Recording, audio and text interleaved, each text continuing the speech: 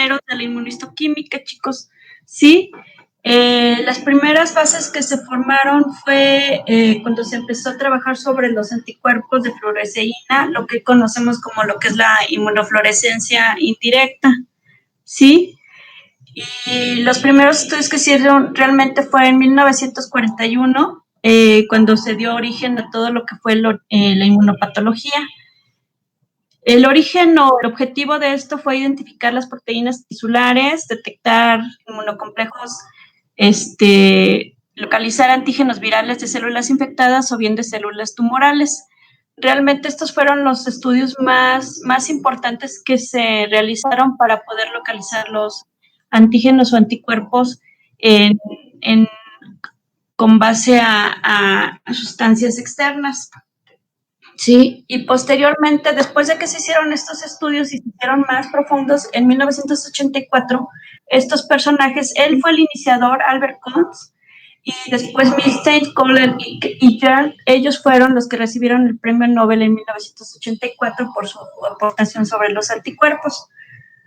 Las primeras, dentro de la inmunistoquímica puede haber dos métodos, lo que es la inmunofluorescencia que les comentaba, que es cuando vemos nosotros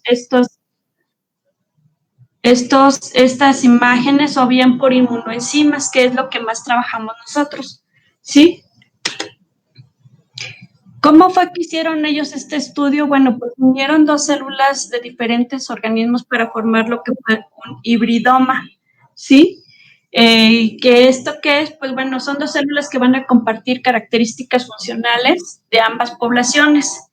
Los primeros experimentos, o lo que más se utilizó en ese entonces, fueron los linfocitos B de un vaso de ratón inmunizado con eritrocitos de oveja que producían epitopes contra el eritrocito, ¿sí? Y posteriormente esto fue formado in vitro y ya posteriormente se fue aplicando a lo que es para estudios de diagnóstico o de investigación, ¿sí? Demostrando que era posible fusionar dos tipos de células diferentes, ¿sí? En este caso del mieloma, para poder encontrar una nueva función. ¿Hasta ahí vamos bien? ¿Sí me escuchan? Ok. Bueno.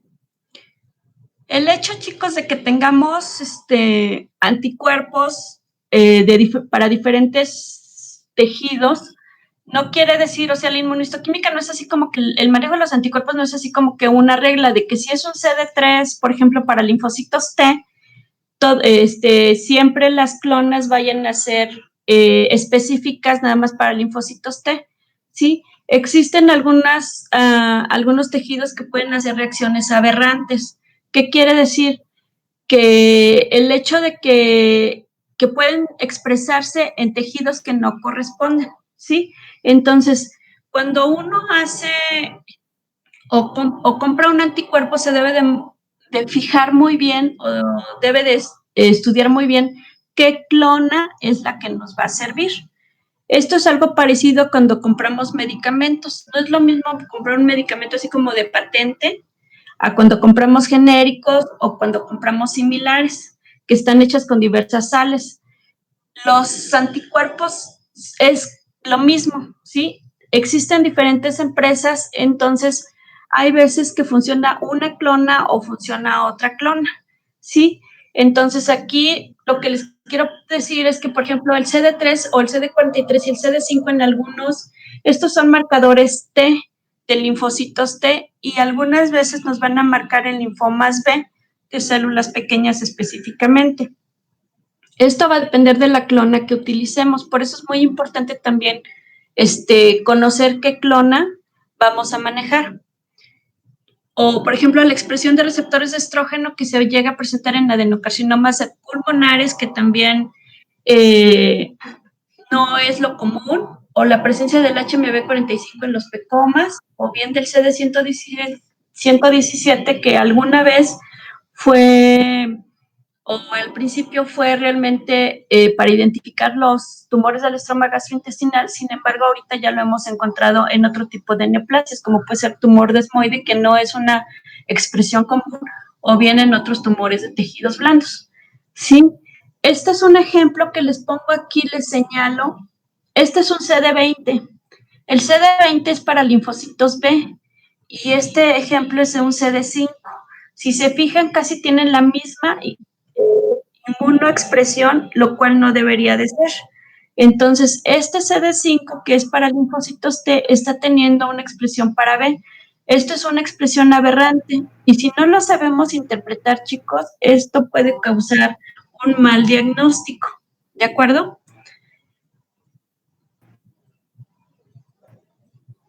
Otros, otros errores, no son errores, sino otros artificios que ustedes deben de saber interpretar algunas veces es las inmunomarcaciones equivocadas o es en el sitio equivocado o bien que producen, en este caso, por ejemplo, inclusiones falsas como la biotina. Esto es por proceso y por el componente celular del endometrio. El más común que nosotros llegamos a ver se llaman inclusiones nucleares de biotina. Estas casi siempre se acumulan en el endometrio gestacional y da una imagen como si estuvieran viendo ustedes herpes, chicos, ¿sí? Esa imagen de núcleos en vidrio esmerilado, ¿sí? Que si uno no lo sabe interpretar, vas y le dices que tiene herpes, cuando no es cierto. Son inclusiones hechas por el mismo proceso de inmunistoquímica, ¿sí? Entonces, sí es bien importante que aprendamos a identificar las inmunomarcaciones. Este es, bueno, aquí entonces, en resumen, ¿cuál es el objetivo de que nosotros hagamos inmunistoquímica, chico?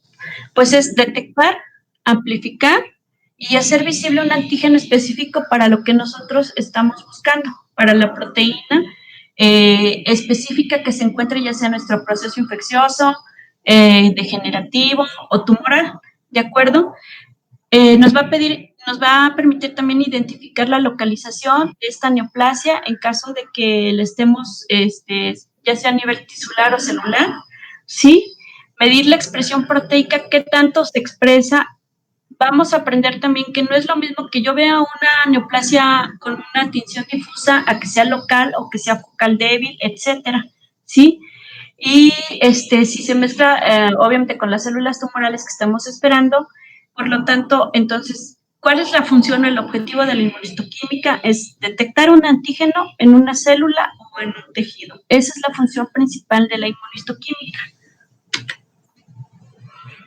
Entonces, el beneficio para nuestro punto de vista clínico o patológico, pues bueno, es que esta inmuno esté bien hecha sin que se destruya la arquitectura del tejido, ¿sí? Que mantenga el contexto espacial, ¿sí? Que no nos haga hacer diagnósticos falsos o que no sepamos interpretarla, ¿sí?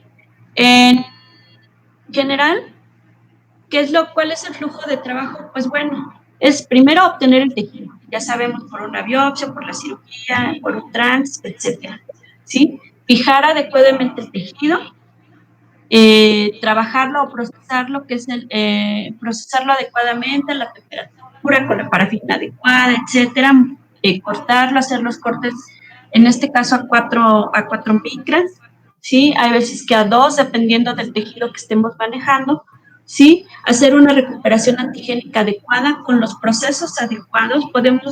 Ahorita vamos a ver que hay 3 procesos, por lo menos los más utilizados para hacer la recuperación antigénica. La utilización adecuada del anticuerpo primario, del anticuerpo secundario, etcétera, que se haga un buen marcaje y obviamente una buena tinción y contratinción, ¿sí? Entonces, en general, esos son los pasos que nosotros manejamos para realizar la inmunistoquímica.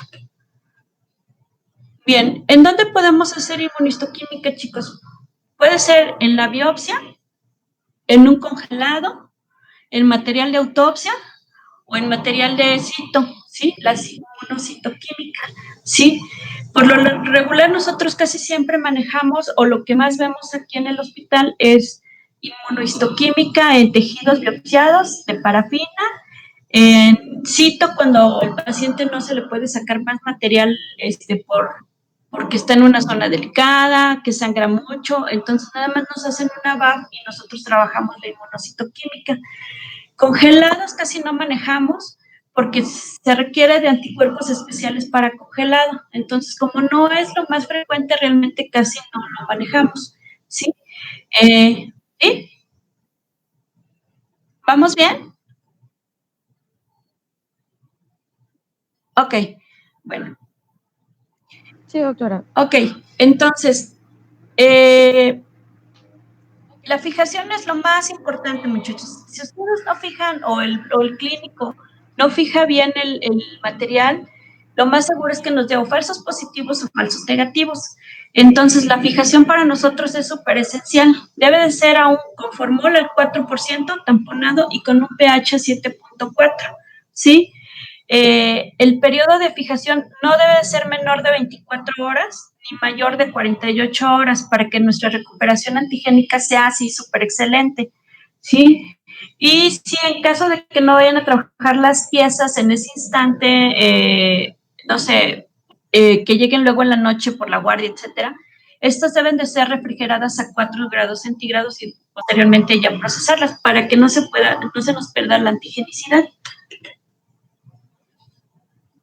De acuerdo a lo que dice la literatura, a nosotros ya casi no lo usamos, pero te puede servir en un momento dado para saber si tu tejido es viable o no, es el uso de la vimentina. Sí, el uso de la vimentina anteriormente se utilizaba para saber si estaba viable nuestro tejido.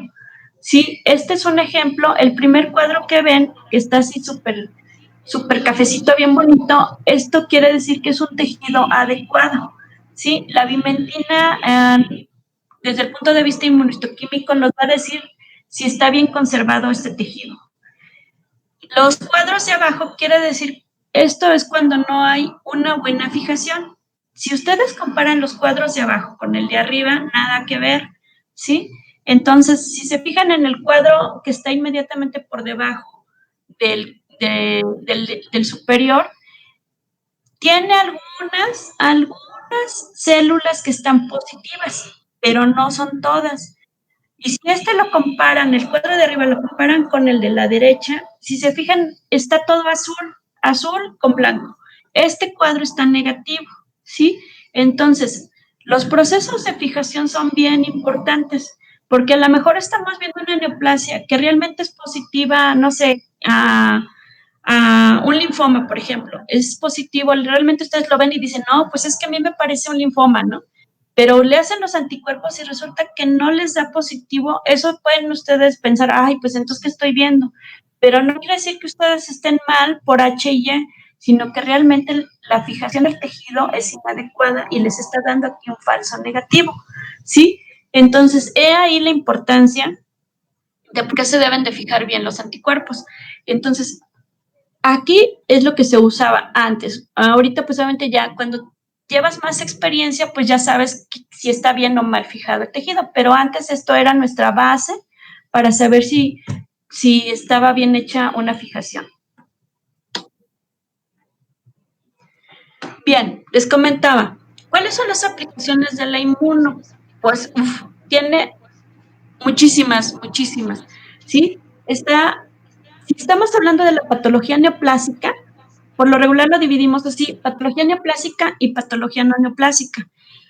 La patología neoplásica, ¿para qué nos va a servir entonces la inmuno? Para clasificar una neoplasia, muchachos, para determinar un diagnóstico, para determinar como marcador pronóstico para un tratamiento, para cómo le va a ir, etcétera.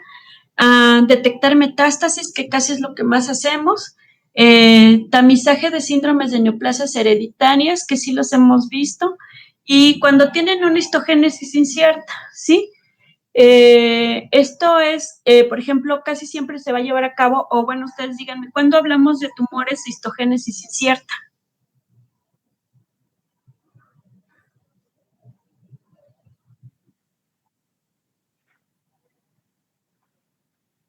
Cuando son poco diferenciados. Ok, bueno, hablamos de tumores de histogénesis incierta cuando, por ejemplo, esto se lleva a cabo casi siempre en tumores de tejidos blandos y hueso. Recuerden que una cosa es que se encuentren en el hueso, ¿sí? Y otra cosa es que esta célula totipotencial forme un músculo, ¿sí? No quiere decir que el tumor sea originario de tejidos blandos. A eso son lo que nosotros le llamamos citogénesis incierta, que puedes tener un tumor en ese muslo, ¿sí? Y realmente esa célula totipotencial se está diferenciando, está creciendo como si fuera un epitelio, ¿sí? O epitelioide. A eso es lo que nosotros llamamos citogénesis, que realmente estás viendo una cosa, pero se está originando en otro sitio. ¿De acuerdo? Cuando hablamos de patología no neoplásica, casi siempre su aplicación va a ser en enfermedades neurodegenerativas, en trauma, ¿sí? Lo vemos mucho en trauma cerebral, enfermedades musculares, amiloidosis, en procesos de demencia, ¿sí? Y pues obviamente patología infecciosa, aquí solamente les puse un ejemplo, pero tenemos así como 50 anticuerpos que son para buscar virus de origen viral o enfermedades de origen viral, el Helicobacter pylori, la tuberculosis, toxo, herpes, rubiola y poliomavirus, etcétera, ¿sí? Entonces, si se fijan, son diferentes las aplicaciones que tenemos, pero tenemos que hacer una búsqueda. Y pues obvio que otro punto que tenemos aquí, pues obviamente es para investigación. Entonces aquí, por ejemplo, los chicos, si van a hacer sus proyectos de tesis o que vamos a investigar qué frecuencia hay de algo, etcétera, también aquí utilizamos la inmunistoquímica, ¿sí? Entonces estas son las aplicaciones en general que tenemos de la inmunistoquímica. Antes, aquí, ¿qué otros? Dentro del punto de la aplicación, antes, o sea, realmente había muy pocos anticuerpos. Ahorita, si ustedes revisan los catálogos de cada compañía de inmuno, se van a dar cuenta que ya ni siquiera tiene uno que quebrarse la cabeza así de, Dios, ¿qué anticuerpo voy a buscar? No, aquí ya les señalo, aquí ya, si ustedes ven, por ejemplo, el catálogo de BioSB, van a ver que ya ustedes buscan, tengo cáncer de mama y les van a poner ahí, sí, usted puede manejar GATA3, receptores de estrógeno, progesterona, P40, etcétera. Pues que voy a buscar un primario desconocido, entonces les van a salir, bueno, usted tiene que empezar por esto, CD45, una citoqueratina, una bimentina, un S100, etcétera. Entonces, cada catálogo ya ahorita viene con el índice de qué anticuerpos deben de ustedes de usar de acuerdo al tema que están buscando o lo que ustedes están sospechando. Entonces, ahorita como que ya no es tan difícil pensar qué anticuerpos van a utilizar, pero lo que sí deben de saber es cómo manejarlos, porque no les sirve de nada tener las herramientas si no saben cómo manejarlas. ¿De acuerdo? Ok. Ok. Si voy muy rápido, muy lento, o ya se aburrieron, me dicen, por el amor de Dios, ¿de acuerdo? No, doctora, todo bien, excelente. Ok, entonces, anticuerpos, chicos, anticuerpos hay monoclonales y policlonales, ¿sí? Los que más utilizamos son los monoclonales, ¿por qué? Porque estos son súper específicos, ¿sí? Son más específicos que los policlonales en cuanto a sensibilidad y especificidad. Sí, ya habíamos dicho que estos se habían formado de la fusión de un ratón con mieloma y con una oveja, ¿sí? Entonces, y se formaron en el origen, bueno, en el inicio así se manejaron. Ahorita estamos manejando lo que son los heteroidomas de conejo y de ratón, porque tienen una mayor afinidad con los tejidos que nosotros utilizamos, o sea, los de humano, ¿eh? Entonces, ¿cuál es la causa? Porque los anticuerpos de conejo son más sensibles y parecen conservar una mayor especificidad para las neoplasias o las enfermedades que nosotros estamos manejando. ¿Cómo vamos a analizar los resultados? Bueno, de manera visual, puede ser por el microscopio de luz, que es lo que manejamos nosotros comúnmente, que son las inmunoenzimas. ¿Sí? Aquí nada más vemos lo que es negativo va a estar de color azul y lo que es positivo va a estar de color cafecito, ¿sí? Mientras que otros son las inmunofluorescencias, que estos son a través de un software, que aquí es lo que yo les comentaba, de acuerdo a la haploidía de las células, si se fijan, tenemos azulitas, rojitas, amarillas, verdes, etcétera, que esto en un momento dado, después de una capacitación intensa, ya podemos determinar qué es lo que estamos viendo, ¿sí? Pero para esto necesitamos así como que un equipo más sofisticado para nosotros, ¿verdad? Nosotros no lo tenemos. Yo donde hice mi residencia, pues eso sí lo manejábamos, pero aquí en este hospital que estoy, nada más manejamos lo que es la inmuno visual, ¿sí? La del microscopio de luz. ¿Cómo vamos a comprender los resultados? No se trata de que si yo lo vi cafecito, está positivo. No, muchachos, no. Debemos de tener un método apropiado, un anticuerpo apropiado, validar que ese anticuerpo sea funcional para nosotros, porque a lo mejor lo que a ustedes les sirve, a mí no me sirve, o al revés, ¿sí? Lo que a mí me sirve, a ustedes no les sirve, ¿sí? ¿Por qué? Porque las clonas, como les mencioné, son diferentes por la temperatura, el tejido, la parafina, etcétera. Entonces, eso es bien importante que aprendamos a seleccionar, ¿de acuerdo? Y que obviamente sepamos que estamos viendo un anticuerpo adecuadamente por la inmunoreacción. ¿Qué quiere decir?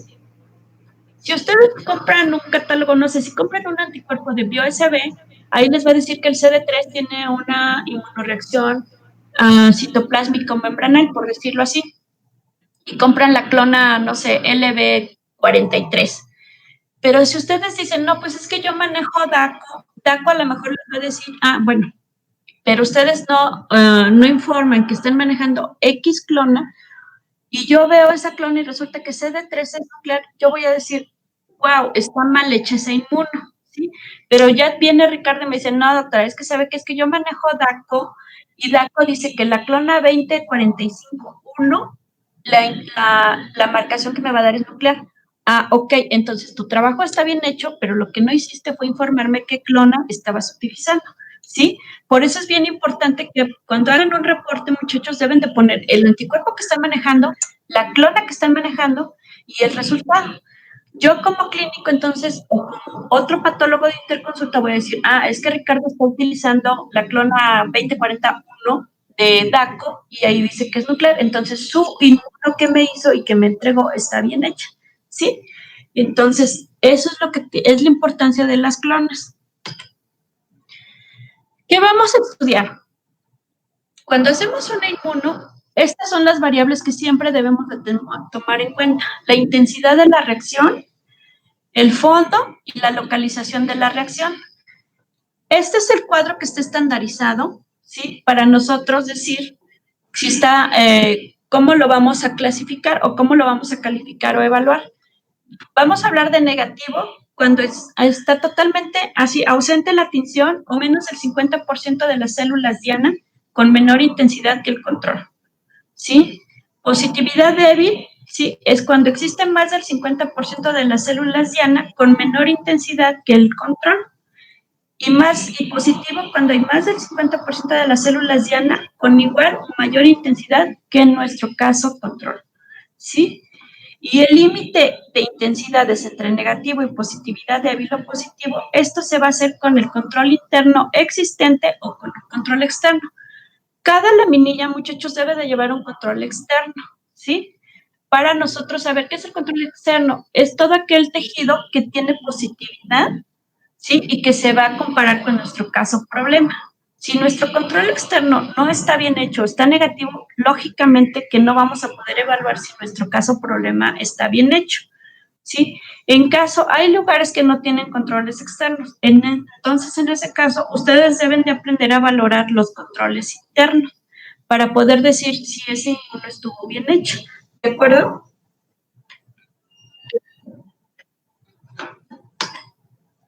Entonces, esto es lo que les comento, este es un esquema así como de una laminilla, ¿sí? Este es su caso problema y este es su control.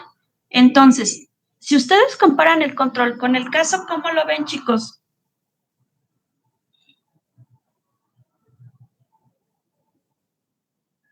Negativo. ¿Por qué, Ricardo?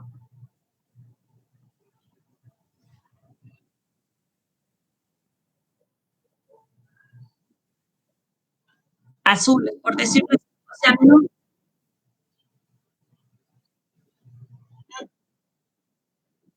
Exacto. No hay Entonces, coloración parda. no hay una inmunoreacción, ¿de acuerdo? Entonces, esto, el control está positivo, o sea, este es nuestro control externo, ¿sí? Y comparándolo con nuestro caso problema, esto es negativo, entonces no hay inmunoreacción al anticuerpo que hayamos nosotros realizado, ¿de acuerdo? Bien. Localización de las inmunoreacciones, chicos. ¿Cómo deben de ser? Deben ser nucleares, citoplásmicas, membranales, membranal y citoplasma, que son las mixtas, de tipo paranuclear o de punto Golgi, o granulares. Estas son las más frecuentes, ¿de acuerdo? De membrana, son todos aquellos antígenos que van a estar localizados en la membrana celular, ¿sí? Aquí les pongo, todos estos son ejemplos, chicos, de anticuerpos que son de membrana, ¿sí? Están las caderinas, el PECAM, los NCAM, los EPCAM, los factores de crecimiento epidérmico, el CERVER2, el CD117, el CD31, el CD34, algunos antígenos leucocitarios, como todos los más frecuentes, el CD20, el CD3, el CD43, el CD138, el factor de derivado de plaquetas y el MP1, ¿sí? Que es la proteína latente de membrana. Hay muchos, estos son ejemplos nada más de los más frecuentes, ¿sí? Hay otras moléculas que son con patrón membranoso. Aquí lo que consiste que son proteínas que obviamente se van a unir a membrana y con el citoesqueleto subyacente, ¿sí? Existen diferentes patrones o diferentes procedimientos o procesos por los cuales se pegan a la membrana, ¿sí? Eso es muy largo, entonces nada más les estoy presentando realmente las generalidades de cada cosa, ¿sí? Aquí, así como los que les presenté anteriormente, estos son un ejemplo, por ejemplo, de moléculas que son de patrón membranoso, que son la beta-catenina. Este es un anticuerpo que nuestro control va a estar en células epiteliales, sin embargo, tiene otra función, casi lo utilizamos para fibromatosis. Entonces, buscamos fibromatosis, ¿sí? Pero su control está en células epiteliales. Otro ejemplo son las distrofinas y las espectrinas. Este solamente es un ejemplo nada más para que vean cuando hablamos de membrana. Esta es una E-caderina, ¿sí? En un carcinoma de mama. Vean cómo toda la distribución de la inmunoreacción se da alrededor, justamente en la membrana, y nada más se ve como si fuera como si lo hubieran dibujado, una línea, ¿no? Esto es un patrón membranal, chicos, ¿sí? Están otras que son las citoplásmicas o paranucleares, o bien nosotros le decimos en punto Golgi, que los anticuerpos más frecuentes son el CD30, el CD15, el LMP1, que es virus Epstein-Barr, y el EMA. Acuérdense que les dije que no todos los anticuerpos van a tener la misma expresión. Entonces, por ejemplo, el EMA hace una expresión, puede ser citoplásmico membranal, sin embargo, si les hace esta expresión paranuclear, estamos hablando de que entonces estamos sospechando de un linfoma neoplásico de células grandes. Entonces, si observan, no todos los anticuerpos van a dar las mismas expresiones, y cuando dan una diferente, nos está orientando a sospechar en alguna otra enfermedad, ¿de acuerdo? Entonces, estos son así como que los tips de que, si estoy viendo que tienen estas estamos acostumbrados, CD30, 15 y el MP1, pero si estoy viendo que EMA me está dando esta reacción, ojo, estamos viendo otro tipo de linfoma o otro tipo de neoplasia, ¿sí? Entonces, este es punto Golgi. Ahorita les enseño las imágenes.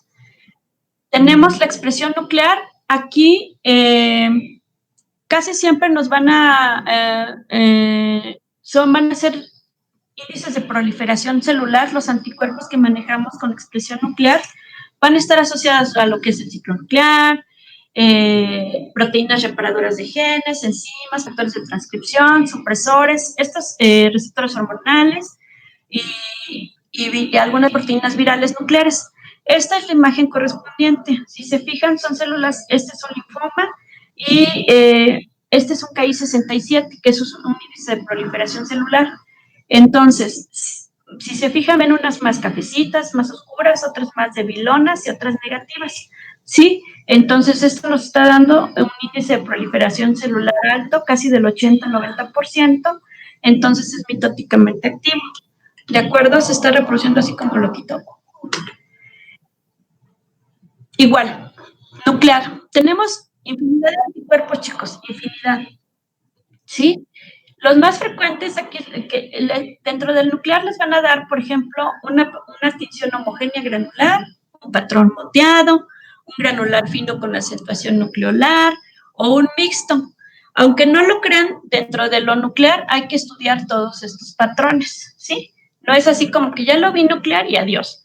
No, tenemos que ver qué patrón dentro del núcleo nos está formando y esto nos va a dar una pista o nos va a decir si es correctamente el anticuerpo nos está reaccionando de manera adecuada o correcta, ¿sí?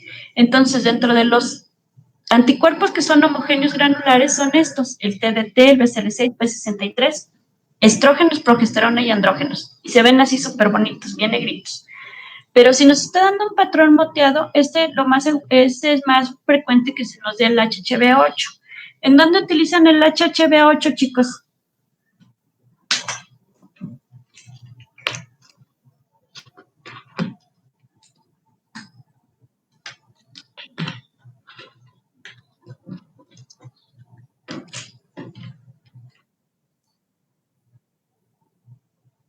¿Quién más está de víctima ahí, aparte de ti, Ricardo?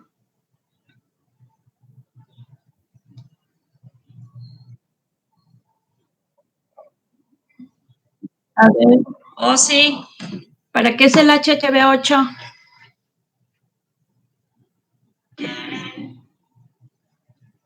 Yo pregunto mucho, muchísimo. Yo no sé. Hola, no sé. No sabría decirle. HBB8. ¿Para qué sirve el HHV8? No, imagino que para identificar el virus del herpes. Pero, ¿En qué enfermedad?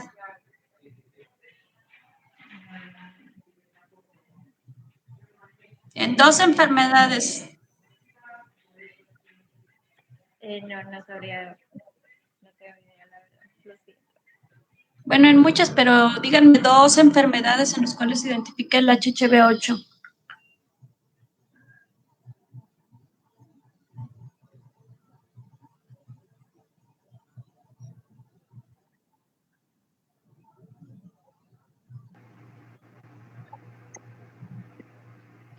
Ok, bueno.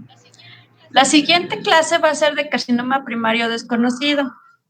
Así que para que vayan estudiando, porque yo pregunto muchísimo, muchísimo, muchísimo.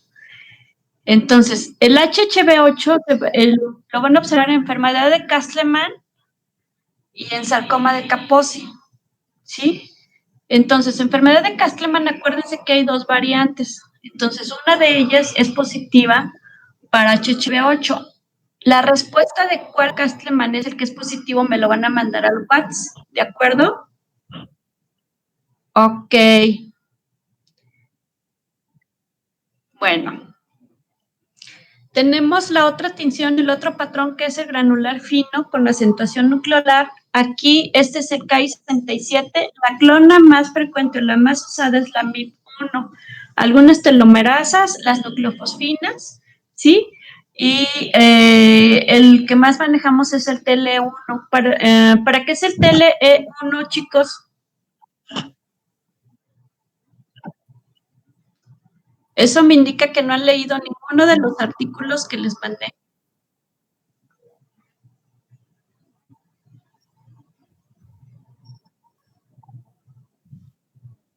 ¿Para qué es? ¿Eh?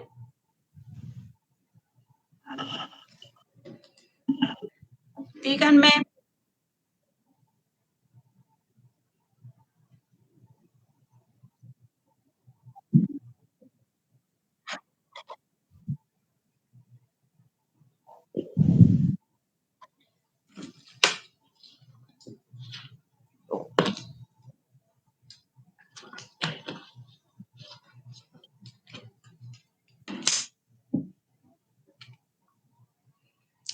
Entonces, segunda tarea, ¿para qué es el TLE1?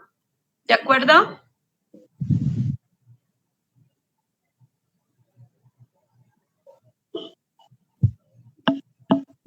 Ok.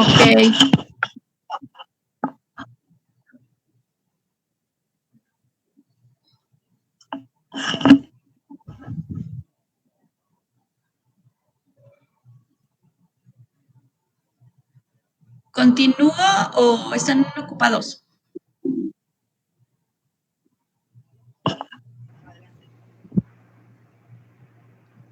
Ok. Y entonces existen otros anticuerpos que tienen un patrón mixto, ¿sí? O sea, hay anticuerpos que aparte de tener el patrón nuclear, van a poder mezclarse ya sea con patrón membranal o con patrón citoplasma o etcétera. Aquí los más frecuentes es proteína esencial, calretinina y el ALK1. En el caso del ALK1, por ejemplo, ¿qué nos va a indicar? El ALK1 es un anticuerpo que se utiliza para linfoma anaplásico. Entonces, dependiendo de la presentación o de la expresión o la localización en donde se dé, nos va a indicar o nos va a sugerir que tiene ciertas translocaciones genéticas.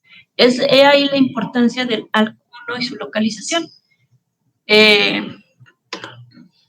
Está la expresión citoplásmica que igual, al igual que los otros, puede tener diferentes patrones de expresión. Este patrón de expresión puede ser citoplásmico granular, citoplásmico difuso o citoplásmico fibrilar, ¿sí? Dentro de los citoplásmicos granulares están los anticuerpos antimitocondriales o el CD68. Aquí les dejo un cuadro o un resumen qué hace cada uno de ellos, ¿sí?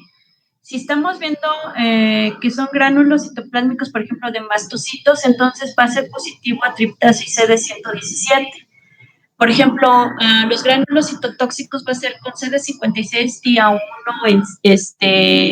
Granzima B, por lo regular CD8, etcétera. Si son secretores neuroendocrinos, tenemos la cromogranina, la sinapto y el PGB 9.5. Y algunos que nos dan un citoplasma granular también son los hormonales, ¿sí?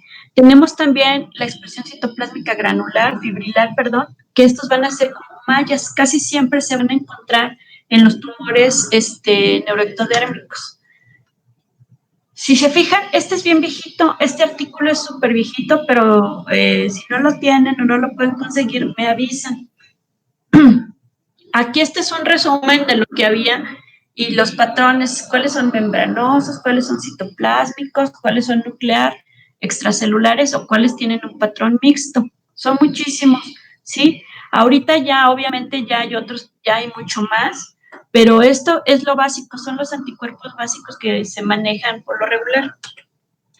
Y lo que les comentaba, que algunos anticuerpos nos van a ayudar o a sugerir o a dar una orientación a las translocaciones que pueden tener. Si no tenemos citogenética, biología molecular, pues bueno, sus presentaciones, sus patrones de tinción nos van a ayudar a sugerir qué posibles translocaciones o qué fusiones de genes nos podemos encontrar con la simple positividad y localización de la inmunohistoquímica de la reacción.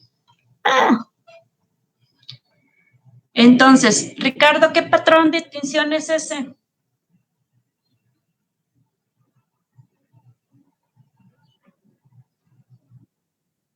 Membranoso, ok, muy bien.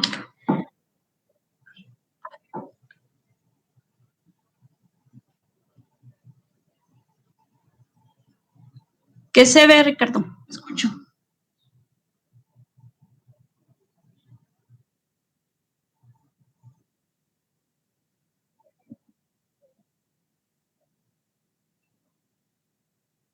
Ok, muy bien. ¿O sí?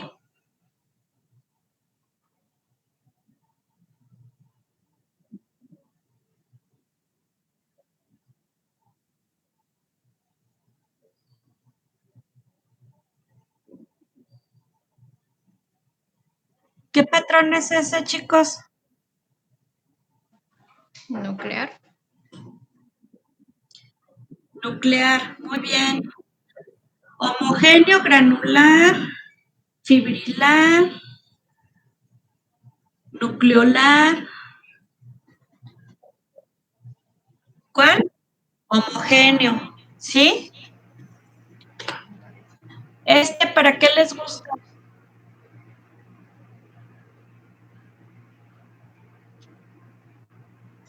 Citoplasmático, parece. Citoplasmático, muy bien.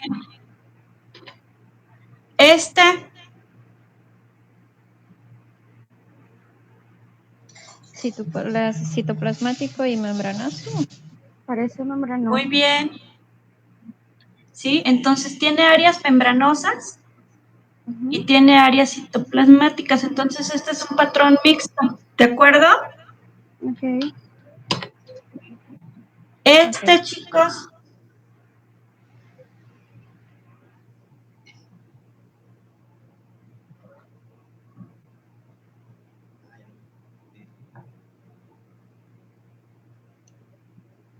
¿Todos son diferentes o es lo mismo?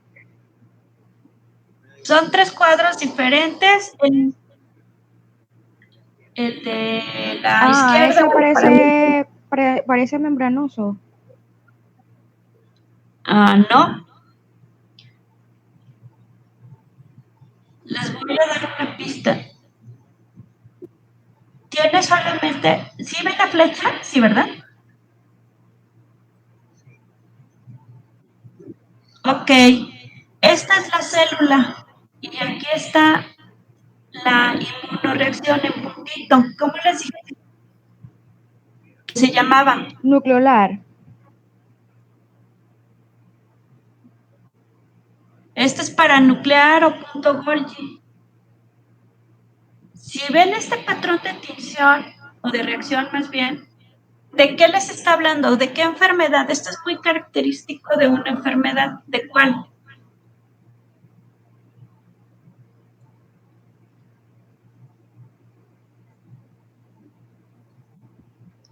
Descríbanme las células.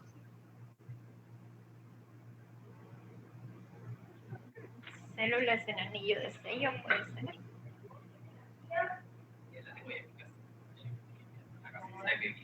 Son grandes, pequeñas, cuadradas, triangulares, pleomórficas, verdes, azules.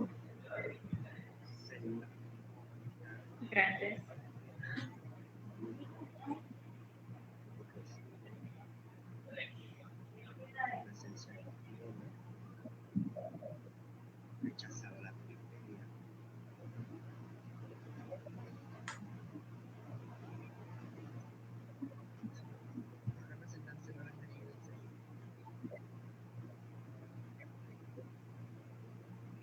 Ok, bueno, aquí, estas no son células en anillo de sello. Si se fijan, la tinción o la reacción es paranuclear. Entonces, esto, chicos, es el núcleo. Este es un carcinoma de células de Merkel, ¿sí? La presentación paranuclear, esto lo da citoqueratina 20, que es la característica de los Merkel, que es citoqueratina 20 positivo y tiene que ser este patrón paranuclear. ¿De acuerdo? Entonces, si están viendo algo que ustedes sospechan que es carcinoma de células de Merkel y les da un patrón difuso o lo que ustedes quieran, excepto paranuclear, entonces son bien raros que estén ese tipo de patrón. Lo más frecuente es que presenten este patrón que les estoy mostrando. Entonces, hay que buscar otra posibilidad diagnóstica, ¿sí? Entonces, para eso nos sirve la inmuno y para saber los patrones. En el cuadro de al lado, el verde con rosa, no es que esté mal. Este es un tipo de cromógeno esta es una bitinción, ¿sí? Una reacción. Utilizamos 2 anticuerpos, ¿sí? Pero tienen diferentes cromógenos. El cromógeno es el que le da el color a la tinción. En este caso, por ejemplo, en el que estábamos viendo anteriormente, o los casos que les he presentado, dan una reacción café. Tenemos cromógenos de color verde o de color rojo, ¿sí? Entonces, por ejemplo, en el cuadro de arriba que es verde con rojo, aquí es una doble reacción, es una membranal y una citoplásmica. Se pueden trabajar hasta con 3 anticuerpos, hacer una reacción con 3 anticuerpos de diferentes colores. Se supone que es para ahorrar, ¿verdad? Cuando tenemos escaso material, entonces en ese mismo tejido se pueden hacer las 3 reacciones y ya identificamos 3 cosas que andemos buscando en un mismo tejido. Y el de acá abajo es un patrón citoplásmico granular, pero aquí el cromógeno es de color rojo, ¿sí? Este es un tejido linfoide, ¿sí? Aquí vamos a observar el citoplasma es granular, ¿sí? Y algunas tienen un patrón membranal. En linfocitos rojos es muy difícil separar entre lo membranal y lo citoplásmico por la escasez del citoplasma. Pero ya con el tiempo, pues bueno, veremos, uno toma experiencia y ya sabes cuándo es membranal y cuándo es citoplásmico. Esta de aquí, la que está al lado derecho, esta es una imagen, este es tía 1, ¿sí? Es un citotóxico. Si se fijan la diferencia de la que tiene en la contralateral, aquí se ven como puntitos, ¿sí? Todos estos son puntitos. Este es granular. Habíamos visto que había un citoplasma granular. Fíjense, son linfocitos y cómo están todos estos puntitos. Entonces, esta nos hace la señalación de que sí es positivo y son linfocitos citotóxicos. Otro ejemplo de nuclear, pero este es nuclear y citoplásico, ¿sí? Está positivo el núcleo y está positivo el citoplasma, ¿sí? Y el citoplasma es de tipo granular. Entonces, son diferentes tipos de reacciones que estamos viendo. Aquí este es un acercamiento del carcinoma de células de Merkel. Vean cómo se acomoda aquí en algunos, ¿sí? Entonces, esto es lo que nosotros llamamos patrón paranuclear o punto Golgi, ¿sí? Esto es muy característico del carcinoma de células de Merkel. Otro patrón mixto que es el membranal y el paranuclear o punto Golgi es de estas células. ¿Qué células son, chicos? ¿Qué están viendo acá?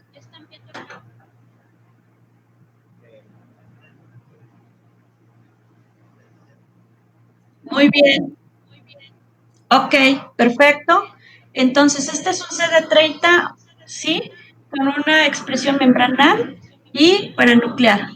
Recordemos que todo esto, ¿sí? Estas que están aquí chiquitas, bueno, esto no es un CD30, sería yo creo que más bien un CD15 porque está siendo positivo en las células plasmáticas, ¿sí? O en los granulocitos. Entonces, también debemos de saber en dónde más es positivo. ¿Se acuerdan que les decía? Debemos de tener controles internos. Entonces, estas son células plasmáticas y estos son granulocitos que son positivos al CD15.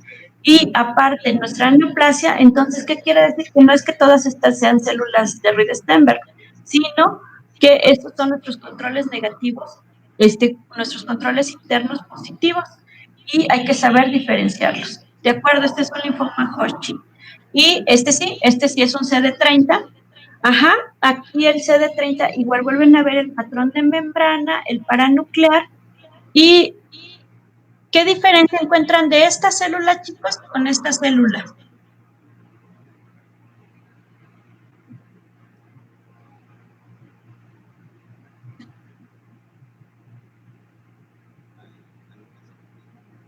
Ricardo, Osi, ¿dónde están viendo el punto?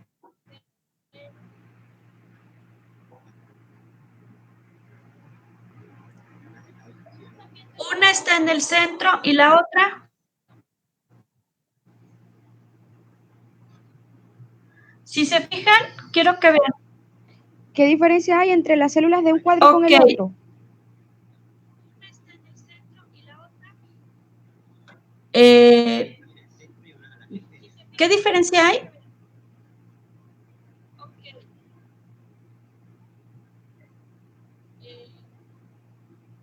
Entonces, ¿cuáles creerías que son las células neoplásicas, Ricardo?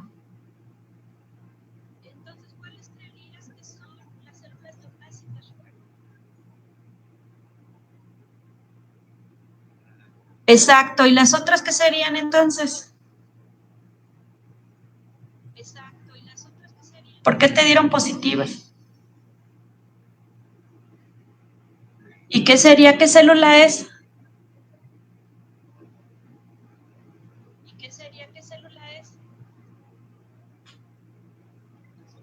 pues sí, ya sé que es normal, pero ¿qué célula? No, pues sí.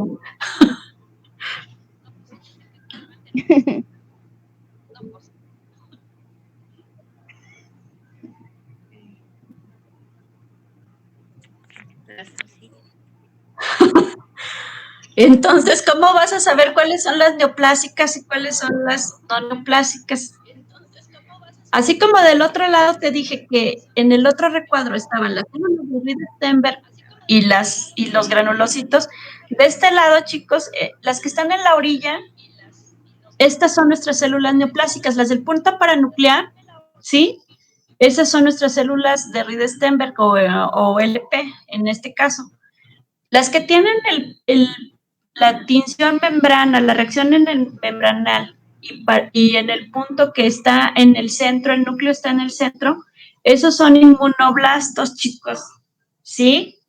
Entonces, eso es bien importante, porque no es lo mismo que estén viendo un Hodgkin o que estén viendo un linfoma B de predominio inmunoblástico, y si se fijan, la tinción es así, la reacción es parecida, les va a dar un CD30 positivo, y eso no quiere decir que estén viendo Hodgkin, ¿de acuerdo? Entonces, tienen que aprender a identificar la localización, ¿sí?